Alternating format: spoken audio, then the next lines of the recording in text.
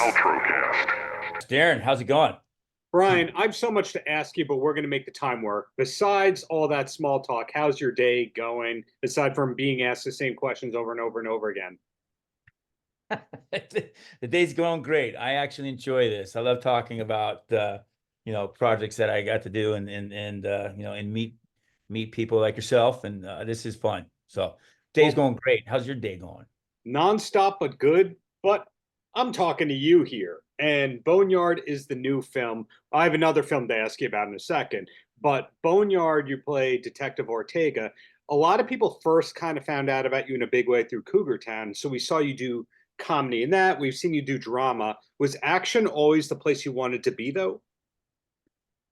Comedy was my first love. I started in comedy, believe it or not, but I like to do it all, comedy, action, drama, whatever will take me. I like to mix it up.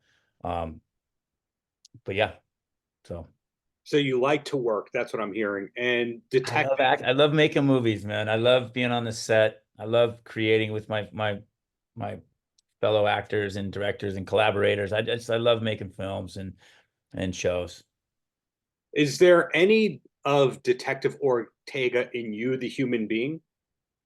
I'm yes, yeah, 100%. Well, it is, it's my version of him. You can't help but have some of yourself in your characters that you play. It's just impossible. But I made it personal. I made I come from a cop family. Oh, So my dad and I were the only ones that weren't cops. All my cousins, my uncle's a detective. He's retired. So I grew up in it. I grew up in this in the cop world. My cousins were SWAT. It goes down the line. So doing these kinds of films and these kinds of characters, it's personal. And I do bring a lot of myself to these roles and my experience and my limited knowledge that I have. So yeah. well, one or two more questions about Boneyard, and then I have to ask something about one or two projects ago. And the first thing is, was this film actually made in Las Vegas, or is that fake news in terms of Wikipedia and all that kind of stuff? I mean, I don't know if I'm allowed to talk about that, but I'll tell you, yeah, we shot it in Las Vegas. They did exteriors, they did some shots in Albuquerque, but we shot it in filmed it in Las Vegas. I wish we shot it. I love Vegas, I'm very fond of Albuquerque. I got to spend some time in 8 months in Albuquerque, and my wife and I absolutely fell in love with Albuquerque and New Mexico. So anyway, we did shoot it in Las Vegas. So you just confirmed one of my obsessions that no one has been able to confirm, and that's that there is a Las Vegas set at the New Mexico Film Studio. It's the New Mexico Film Studio. I'm not sure.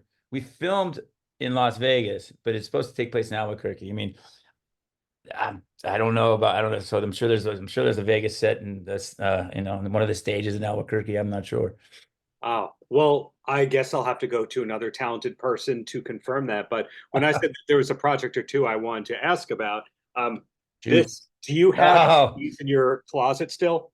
How did you get that shirt? I want one. So I did the junket. Maybe I'll send you that one. I'll get one from Lige. Don't worry about it. Yeah. I got hookups. That's hysterical. I asked on the junket, are there any plans to merchandise those? And they went, that's a good idea. Can we send you them? And I had it. So you don't have one. I don't have one. Okay. I'm gonna get one. So, when I'm talking about your versatility as an actor, every other actor that I spoke to from that film was all going, yeah, I had this recovery path, and that's me playing a different version of myself.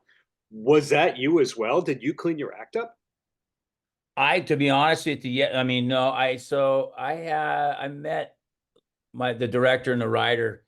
I was sober for a while and doing men's meetings and as part of that world. Yeah. And I'm no longer. I'm just want to be clear. And California sober, I believe. There you go. I don't call it that, but I'm telling you, it changed my life. the best thing. I think it's probably the best decision I made. So there is a version of yeah, that was personal to me too. And that character, I have experience with that. And I mean, I think everybody on the on the cast was, except for one who now is. So yeah. Yeah, I did. I brought my personal experience, and that's how I met filmmaker Lige Sarkey, and the writer, director, producer. He's a good friend of mine. Yeah, that film showed a different side of you that I don't think that people had seen in other films. So ultimately, is this storyteller who's able to do funny stuff, action, drama, recovery, etc. Are you yourself a writer, producer in the making? In the making, yeah. I've tried to produce a couple of things that were uh, proven to be a lot more difficult than I thought. And just trying to get all the pieces of that puzzle together. It's a lot more complicated than I imagined, but I do write, and I will direct again and produce, and I'm leaning more into that with the time that I have.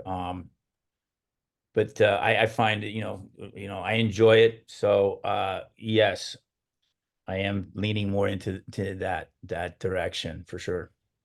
And then another question, which has nothing to do with Boneyard. You see, we keep saying the name, so the algorithm picks up that we're talking about the film, and it does just fine. I Hey, saw, Boneyard? yeah, Boneyard, the new Boneyard. I heard Lionsgate. it's I see four pegs on a guitar head behind you. Are you a bass player? I play the bass, and I'm terrible at the guitar.